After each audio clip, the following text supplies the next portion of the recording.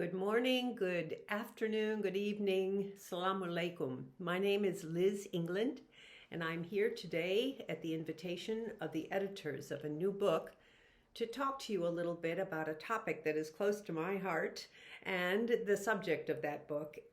It's English language teaching in Pakistan by Springer, published in 2022. Are you interested in knowing about this topic? If you are, I would like to offer you some thoughts. And the interest that you have maybe comes from being close to this geographical region of Pakistan. It might be because you're an English language teacher elsewhere in the world, because we all have something to learn from this book. And I would like to spend about 2 minutes or 3 minutes only talking to you about it. The book is a collection of chapters offering readers a valuable insight into what's going on in Pakistan now with English language teaching. Today, even as we continue to battle a global pandemic and the effects of worldwide pandemic and climate change, all of this book was compiled and published in 2022 during the pandemic. And it's one of the very first to open up the topic of research in Pakistan in English language teaching.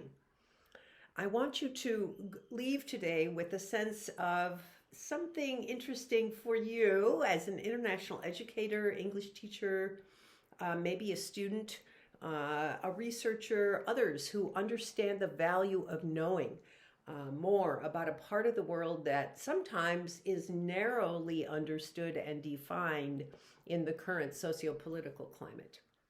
Pakistan's a country where education generally has been always a very important part of life. Children grow up in an education system where they learn their mother tongue and they learn English as well. Being educated and fully employed is the goal of education in Pakistan. Teachers are educated too, and many English teachers have completed degrees in TESOL, and this book reports on some of the research being done by some of those teachers, both locally, regionally, nationally, internationally, conference presentations, as well as publications. I personally been fortunate to witness face-to-face in real time as well, more recently virtually, the work that's being done in Pakistan. And this book brings readers some of the evidence-based work that is being done there now. The topics in the book are seven topics, and each of those contains several chapters. So I'm just going to quickly list them: continuing professional development, identity construction, language policy, curriculum reform, really important now, English writing and how do we address those issues in Pakistan, contextualized pedagogy, looking at factors that influence teaching outside of the more traditional, narrowly defined classroom-based teaching, very important nowadays with online projects. And finally, innovations that are being done with computer-assisted language learning and other projects. There's much to be learned from this book, and I really am very grateful for the chance to talk to you a little bit about it. The impact of global warming is another issue. English language teachers in Pakistan do great work in spite of all these challenges.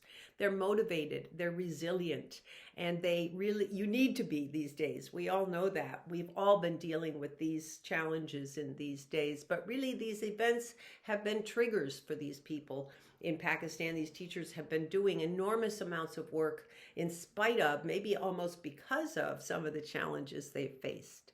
Thank you for listening. I'm grateful to be here with you, and a big thank you again to the editors who invited me, the colleagues who've welcomed me to Pakistan over the years. Thank you to the Society for Pakistani English Language Teachers, SPELT, and a big thank you, shout out to the Regional English Language Office in Islamabad, who's generously sponsored my 3 trips to Pakistan since 2009. I hope one day to come again. Thank you all. Bye for now.